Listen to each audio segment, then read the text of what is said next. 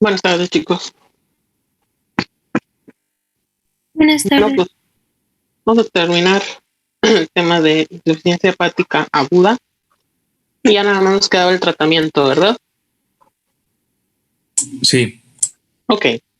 Bueno, pues el tratamiento de la insuficiencia hepática aguda, una parte tiene que ver con la etiología. Sin embargo, como en otro tipo de situaciones, por ejemplo, la insuficiencia renal aguda, la etiología no siempre es el primer mecanismo de tratamiento. Aquí tenemos que dar tratamiento de soporte o de tratar de dar soporte a la falla renal, a la falla hepática, perdón, y a sus complicaciones. La primera terapia es terapia conservadora. Son medidas terapéuticas generales. Actualmente no hay medicamentos que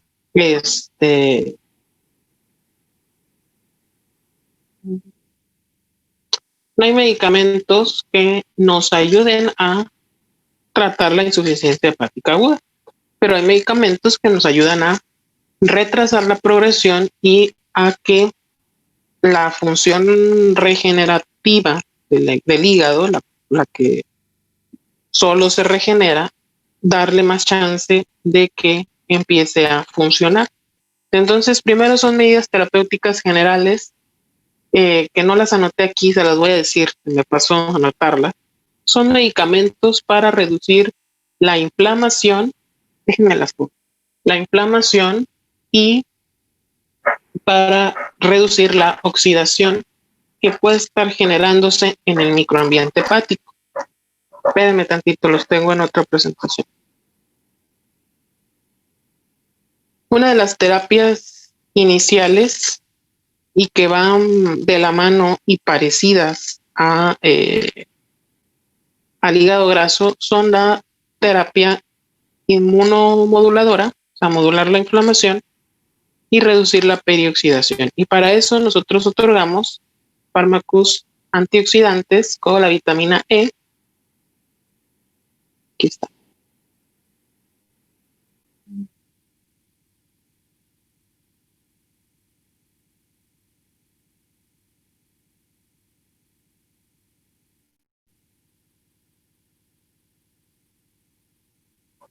Reducir inflamación y reducir la peroxidación. Este es el primer tratamiento que tenemos que dar para la insuficiencia hepática aguda.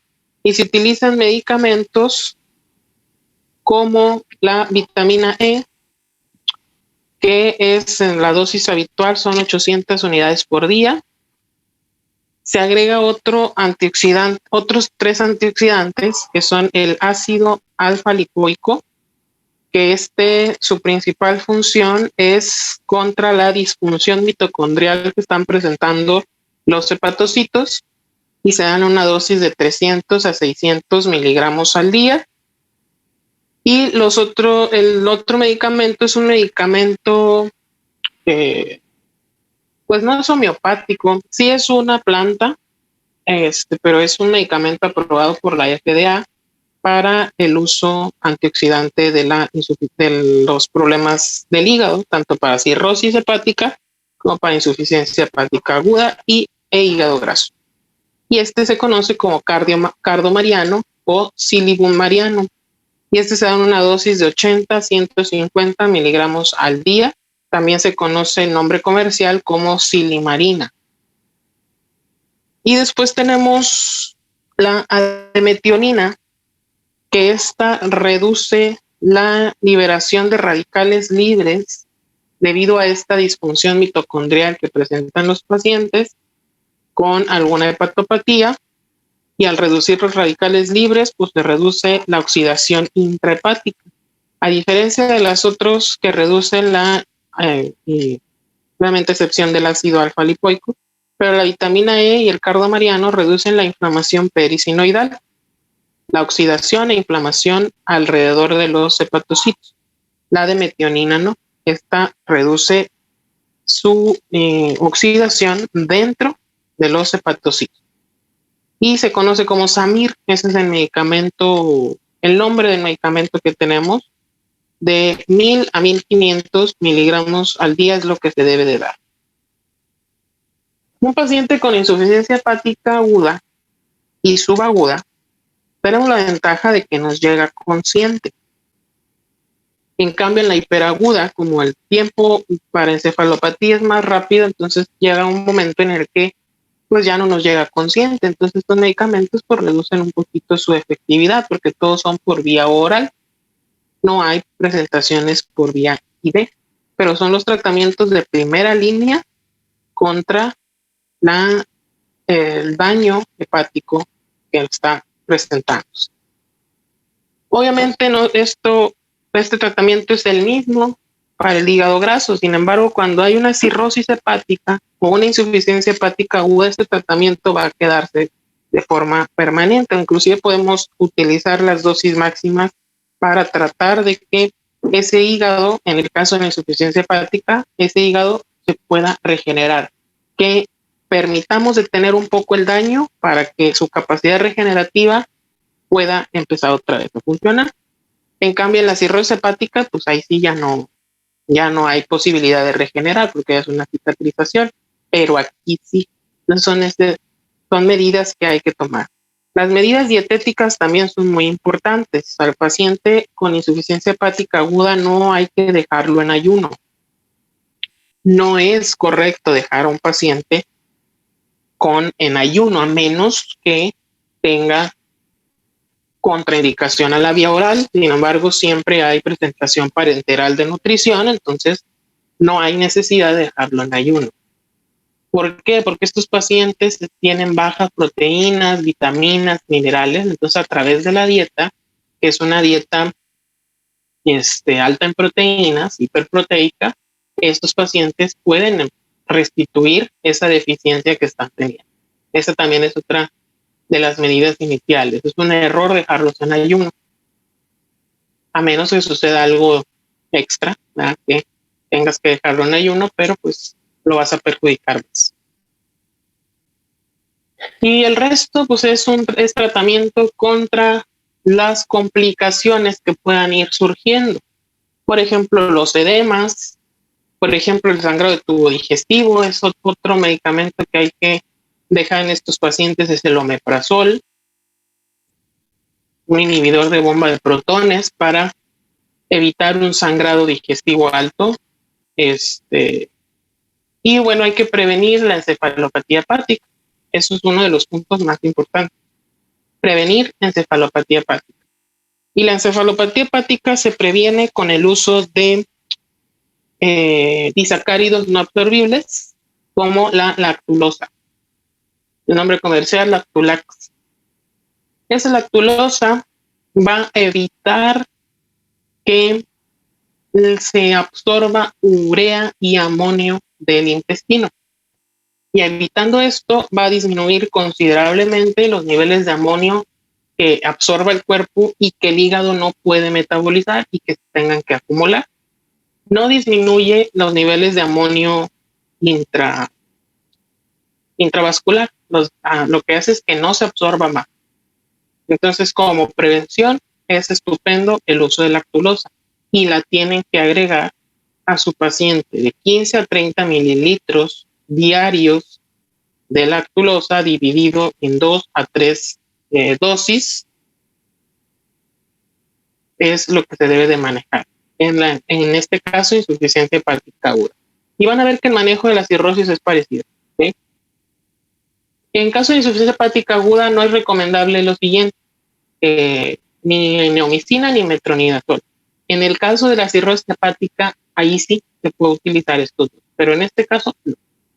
Solamente lactulosa como preventivo de encefalopatía hepática. ¿Dónde no? ¿En quiénes no podemos usar lactulosa? Pues en los pacientes que sean comprobablemente intolerantes a la lactosa. No aquel que por hacerse el fifí diga que es intolerante a la lactosa. No, el que se demuestre que realmente tiene intolerancia a la lactosa. En ellos está contraindicado el uso de lactulosa, porque pues es derivado de la lactosa. Entonces, pues no se puede usar. También hay que prevenir el edema cerebral. Estos pacientes, como se acumulan tóxicos a nivel del cerebro, se va a inflamar el cerebro. Entonces hay que evitar ciertas situaciones para no conllevar a un edema cerebral. La posición, un balance hídrico adecuado, para no encharcar, pero tampoco secar, tampoco deshidratar. Tiene que tener un aporte de sodio y de glucosa adecuados. Sedación, hay controversia. No se recomienda sedación en un paciente que no tiene encefalopatía.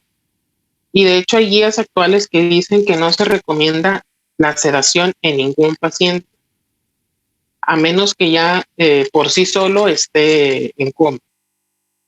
Pero no se recomienda sedación. Entonces, en ningún paciente con insuficiencia hepática hay que iniciar la sedación. Está contraindicada porque no vamos a dar cuenta del deterioro neurológico que esté presentando. Entonces, totalmente contraindicado. Si tiene ascitis, que no es normal que un paciente con insuficiencia hepática aguda desarrolle una ascitis tan severa como en la cirrosis, pero sí va a tener edema, sí se le van a hinchar los pies, sobre todo si está acostado. Pues aquí vamos a dar furosemida, 20-40 miligramos al día, dependiendo de la cantidad de edemas. Y la espironolactona, esa sí la tenemos que dar, porque estos pacientes tienen hipocalemia. Entonces aquí sí hay que dar espironolactona. Y aparte de que va a ayudar a evitar la formación de nuevos edemas y va a ayudar en la circulación portal también. Entonces la espironolactona pueden ser 50, 100 miligramos, dependiendo de cómo vaya respondiendo el paciente. Pero siempre tiene que quedarse también para ahorrar potasio y prevenir la hipocalemia. En etapas avanzadas,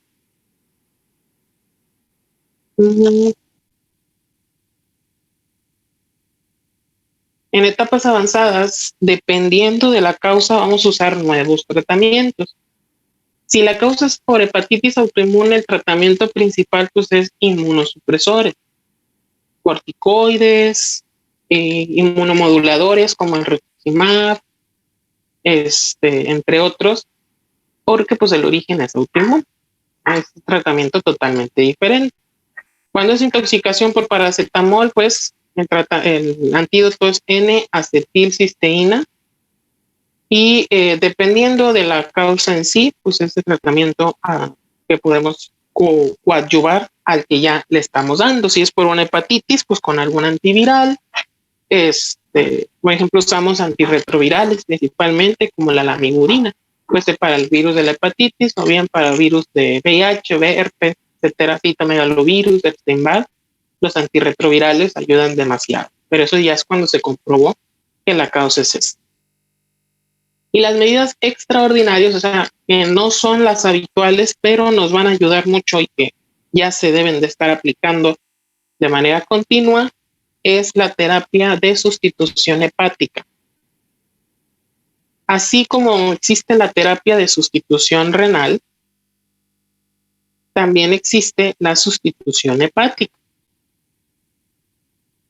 Y esta se conoce como terapia MARS.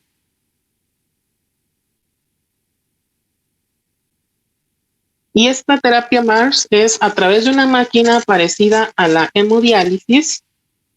Se lleva a cabo la eliminación de las toxinas que no se están filtrando en el hígado y que aparte no se pueden depurar con una diálisis normal.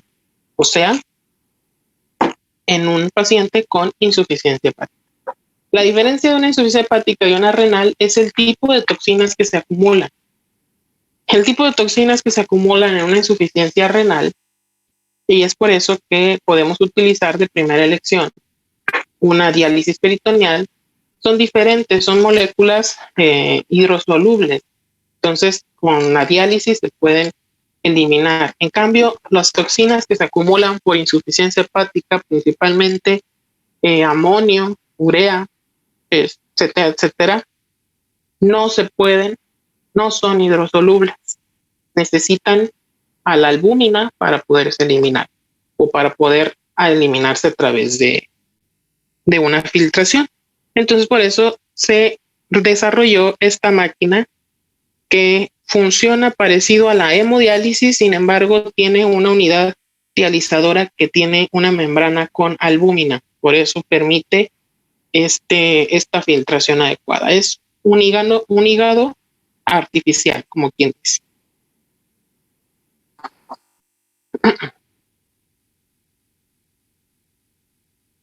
¿Cuándo se utiliza? En cualquier insuficiencia hepática aguda de cualquier etiología.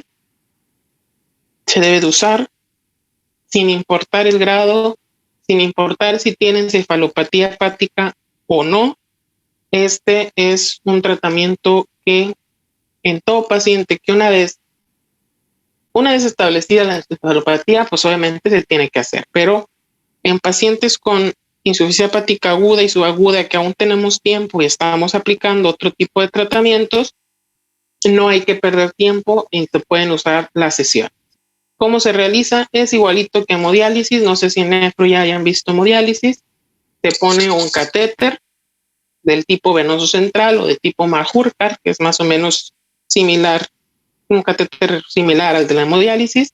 Se coloca en vía subclavia y a través de ese catéter, que puede ser a través de subclavia o bien por venodisección radial, se puede conectar también. Sin embargo, en estas situaciones es mejor tener el acceso a una vena central, a una vena grande, que a una vena periférica, para que el nivel de toxinas sea mejor. Se conecta y va a empezar a funcionar como el hígado, y toda la sangre va a pasar, toda la sangre del cuerpo va a pasar a través de esta máquina y va a regresar a través de otro conducto, a través de otra manguerita, hacia la circulación, pero ya filtrada. La terapia MARS es un aclaramiento de toxinas, molecular absorbent, no me acuerdo el otro término. Y aquí la ventaja de la máquina MARS, de la terapia MARS, es que nos va a purificar o aclarar las toxinas tanto hidrosolubles como las no hidrosolubles. La terapia, las toxinas hidrosolubles lo van a hacer a través de una máquina de difusión. Y la máquina MARS tiene dos terapias de difusión. Una que funciona realmente como una máquina de dializador y otra que está impregnada con albúmina, una membrana impregnada con albúmina. Esta membrana dialítica sin albúmina nos va a filtrar a través de difusión facilitada a las toxinas hidrosolubles, pero es una filtración que no es selectiva. O sea, todas las proteínas, todas las toxinas que sean hidrosolubles se van a filtrar por ahí. Y una vez filtradas, pues van a regresar a la circulación o al cuerpo, junto con las filtradas no hidrosolubles. Y estas toxinas no hidrosolubles que están unidas a proteínas van a pasar a través de distribución, unas a través de difusión y otras a través de distribución, hacia la membrana dialítica impregnada con albúmina. ¿Qué va a suceder esto? Tenemos aquí una albúmina, aunque sea baja, una albúmina en la sangre impregnada de toxinas, va a estar en contacto con esta membrana dializadora y que del otro lado va a tener una albúmina limpia. Entonces va a recibir a todas estas toxinas y pues la albúmina limpia va a regresar a la sangre y todas las toxinas se van a quedar aquí en la membrana, en el filtro. Tiene solamente dirección unilateral. Las toxinas se van a quedar acá, se van a impregnar en esta albúmina dializadora y la albúmina normal se va a limpiar y ya va a estar libre en la sangre. Va a regresar y va a impregnarse de toxinas y otra vez hacerse todo el proceso. Y todo esto pues va a regresar a la circulación. Esta es la máquina y tiene dos circuitos. El circuito sucio y el circuito limpio. Aquí está marcado en el brazo, porque les digo que puede ser radial. Sin embargo, no es recomendable en una terapia MARS para insuficiencia hepática aguda. Es más recomendable la subclavia o bien la yugular, dependiendo del paciente. Se recibe la sangre sucia al dializador MARS. Estos solamente son marcas, no importa mucho. Al dializador sin albúmina, que solamente es un dializador simple, y después tenemos otro dializador con albúmina, que es el que nos va a ayudar a limpiar esas toxinas, y tenemos dos filtros, uno para intercambios iónicos, porque también sirve para, pues una de las complicaciones es que nos va a bajar también el potasio, entonces estos pacientes tienen hipocalemia, entonces aquí en este intercambiador iónico se va a quedar potasio. Por eso les decía que estos pacientes tienen que estar con potasio, porque se va a bajar por el hígado y aparte el dializador también lo va a disminuir. Una vez que ya pasó por todos los filtros, que ya pasó por la diálisis a través de difusión y por la diálisis con albúmina, regresa a través de estas mangueras hacia el paciente. Y normalmente, cuando es por acá arriba, hay uno conectado a la arteria y otro conectado a la vena. Y acá sucede lo mismo en el brazo. Uno está conectado a la arteria y otro conectado a la vena. ¿Cuál es la principal complicación de estos pacientes? Bueno, antes de eso, ¿qué sustancias va a eliminar la terapia MARS? Ácidos biliares y bilirrubina, aminoácidos como la taurina, triptofano, ácidos grasos, ayuda mucho en intoxicación por benzodiazepinas, cobre, hierro, óxido nítrico, principalmente esta maldita sustancia que es el amonio. Es por eso que se hace, porque el amonio es a través de la albúmina, entonces a través del dializado con albúmina, este amonio hay que sacarlo. Urea, creatinina y todos los desechos que ustedes puedan encontrar, algunos factores inflamatorios que están causando este problema de insuficiencia, como la interleucina y los factores de necrosis tumoral alfa, también se van a eliminar a través de la terapia MARS. Es el tratamiento más aceptado para ayudar a que un paciente esté en lista de espera de un trasplante. Porque si no funciona la terapia habitual para regenerarse el hígado y a través de estas diálisis, de plano el hígado no muestra señas de regeneración, ¿cómo vamos a saber que hay señas de regeneración? Porque bajan los niveles de AST y ALT, o sea, enzimas hepáticas.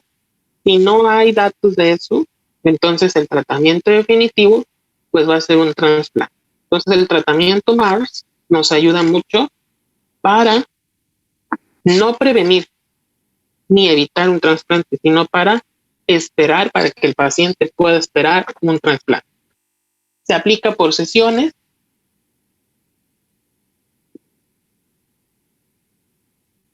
Lo maneja una enfermera y un médicos intensivistas, una enfermera capacitada en terapia MARS, porque es totalmente diferente a la hemodiálisis renal. Y pues se dan sesiones más largas que la hemodiálisis renal, porque se da inclusive de 6 a 10 horas de terapia.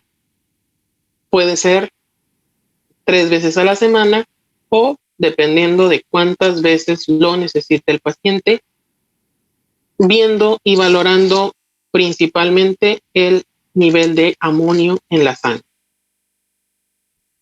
Una vez eliminado el amonio y estando en dosis, en cantidades bajas, se puede optar por alargar un poquito más entre cada sesión. Si el amonio no baja lo suficiente después de una terapia, hay que volverla a hacer ya sea el siguiente día o máximo 2 días después para evitar totalmente la encefalopatía. Terapias de urgencias. ¿Esto qué? Okay, los que mencionaba, hasta que se recupere propiamente el hígado, que no va a suceder en la mayoría de los casos, y hasta que tengamos un trasplante. Indicaciones de la terapia es desde que llega un paciente a un área de gastroenterología y hepatología. Otra indicación es encefalopatía hepática. Necesita una terapia MARS de urgencia. Y otra puede ser pues más que nada la insuficiencia. Y una de las contraindicaciones es el sangrado. Una hemorragia en el catéter, una hemorragia en el sistema dialítico, esa es la principal contraindicación. Hipotensión severa, no se puede llevar a cabo. Primero hay que subirle la presión porque si no va a llevarte un choque. Que se coagule, que no se haya heparinizado adecuadamente el sistema de mangueras, se puede coagular, entonces no va a funcionar de nada. Cuando se está haciendo la diálisis, la terapia MARS, la máquina de dializado, no sé si han visto máquinas de hemodiálisis, yo creo que no, pero cuando vean, van a ver que ahí te maneja muchos parámetros. Es similar en la terapia MARS. Y una de ellas es la presión transmembrana, es decir, cuánta presión está ejerciéndose en la membrana dialítica, que en este caso es la más importante, y se mide en milímetros de mercurio. Y normalmente debe de estar menos de 400 milímetros de mercurio la presión. En este caso, si la presión transmembrana está mayor a 600 milímetros de mercurio, no se puede llevar a cabo la sesión, se cancela la sesión, y esto sucede porque el paciente tiene una sobrecarga de albúmina en el cuerpo. Puede ser porque tuvo tratamiento con albúmina, que está indicado, pero que se sobrepasó o sobrepasamos como médicos la dosis de albúmina que le estamos pasando. Entonces, al momento de hacer la diálisis, se sobrecarga y se sobrepresiona la membrana y no se puede realizar la terapia. Entonces, siempre tiene que haber rangos de albúmina normal, pero nunca aumentado. De preferencia, en una persona tenemos que tener albúmina abajo de 3.5. 2.5 a 3.5 en un paciente con insuficiencia hepática aguda es lo habitual, para saber que sí está bien con albúmina y que ya no necesitamos meter más y que la terapia va a pasarse sin ningún problema. El desarrollo de coagulación intravascular diseminada, pues complicaría mucho al paciente, pero es una complicación no muy frecuente, pero que sí puede pasar en un paciente con insuficiencia hepática aguda. Tenga o no tenga terapia MARS, puede aparecer esta complicación. Y bueno, si no funciona, y bueno, no es que no funcione, sino que el tratamiento definitivo, sobre todo para agudas y subagudas, es el trasplante hepático. Y todo el mundo sabe que es un trasplante. Se le quita a una persona el hígado y se le pone a la otra. Y tenemos dos formas de hacer un trasplante. Un trasplante de un donante muerto, o sea, esperar a que una persona fallezca y sea compatible con el paciente y se le pueda colocar, o bien trasplante de un donante vivo. El trasplante del donante vivo sí se puede hacer siempre y cuando el donante vivo esté en condiciones aceptables. Lo que se va a hacer es extirpar completamente el hígado enfermo del paciente enfermo y se le va a quitar un porcentaje al paciente, al donante vivo, un porcentaje considerable.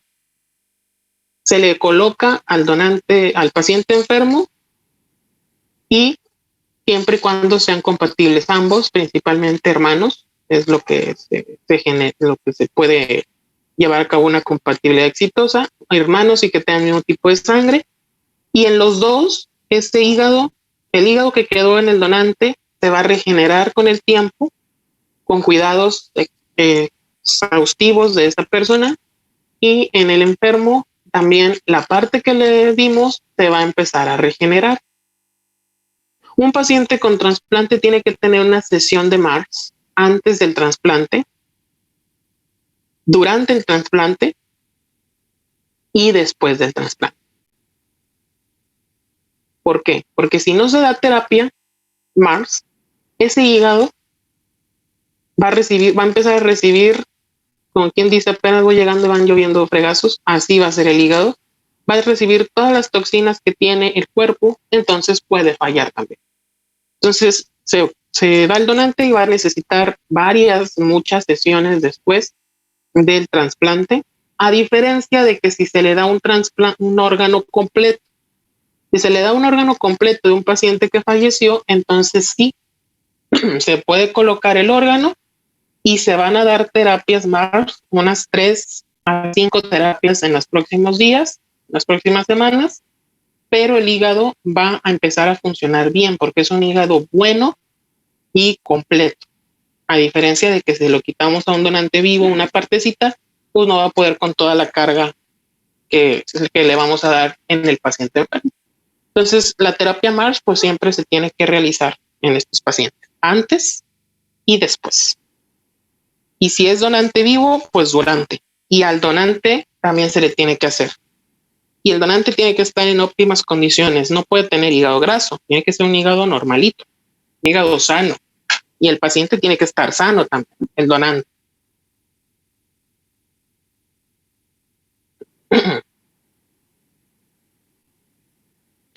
Pues obviamente el trasplante es el tratamiento definitivo. Una vez que ya está necrosado los hepatocitos, es muy difícil que se vuelvan a regenerar, entonces el trasplante pues es lo mejor.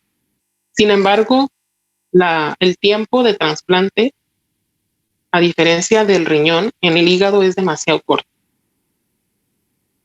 O sea, tenemos que actuar sobre el tiempo. Es por eso que a veces, creo que les dije la clase pasada, que lo que menos tiene un paciente con insuficiencia hepática aguda es tiempo. De cualquier tipo. La aguda, 4 semanas, la subaguda más semanas, pero no hay que perder tiempo en estos pacientes.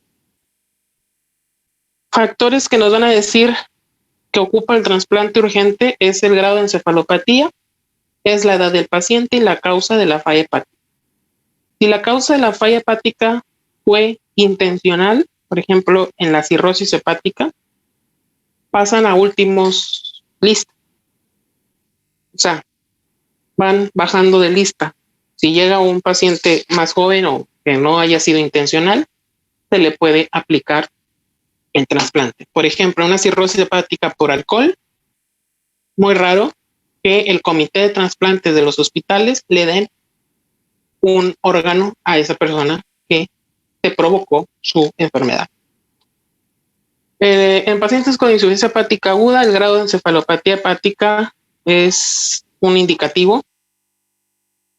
Instaurándose encefalopatía hepática en ese paciente es indicativo de catalogarlo para que esté en lista de trasplante.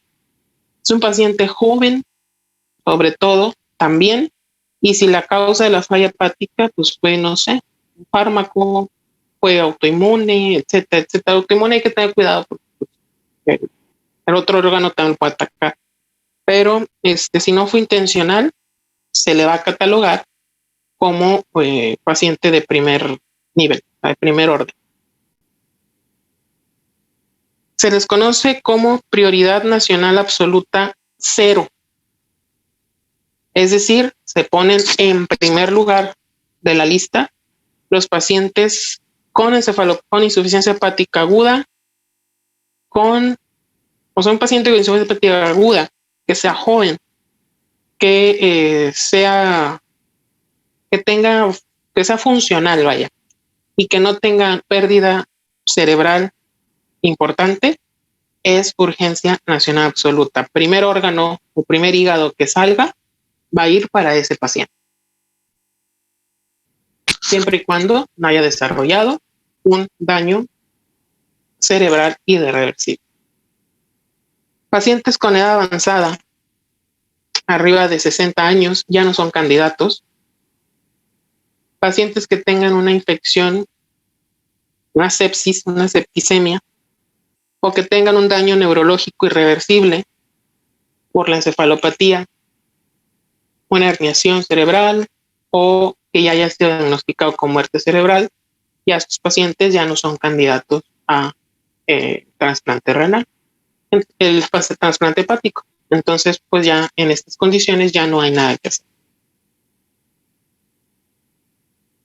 La sobrevida en estos pacientes, si en dado caso la insuficiencia hiperaguda no resolvió con la N-acetilcisteína y hubo una necrosis y una muerte de hepatocitos por paracetamol irreversible, hay que entrar o entra como urgencia cero, y si se logra el trasplante, tiene una sobrevida casi del 70%.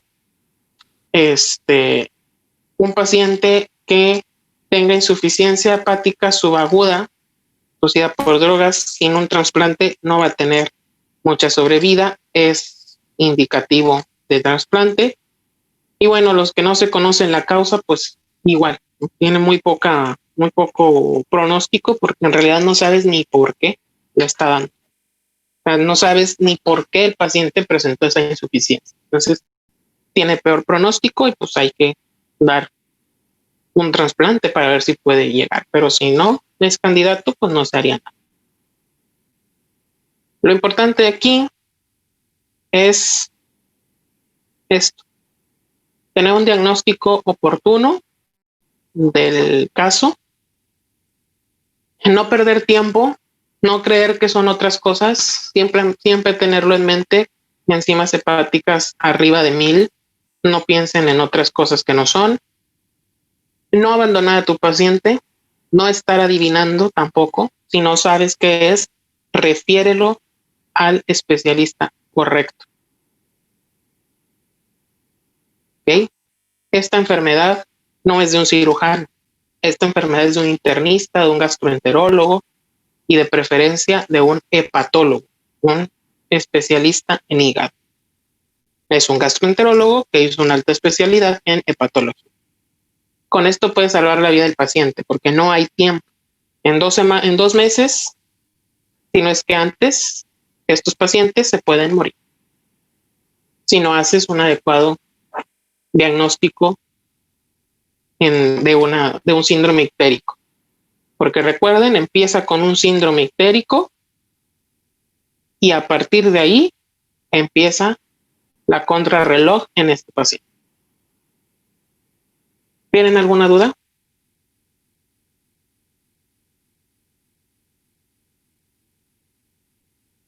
Todo bien. ¿Seguros?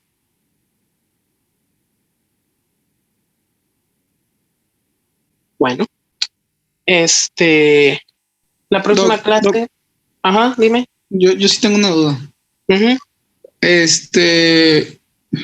La hepatitis puede causar un daño renal severo, perdón, un daño hepático severo, en dado caso que sea hepatitis A.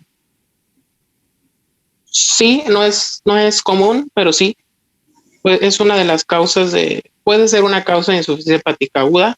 No es la común, la más común es la B o la E, pero la A pues también puede causar un daño hepático severo, dependiendo del sistema inmune de la persona. Ok, gracias, Doc. Uh-huh. ¿Alguna otra duda?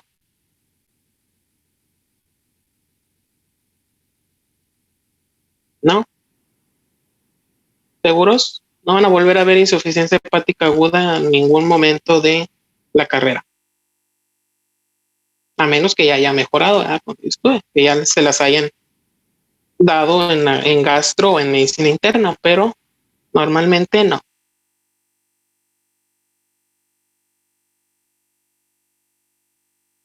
Y está aumentando la prevalencia, está aumentando los casos por el hígado graso y por los medicamentos para bajar de peso y por el Monster y por el Red Bull.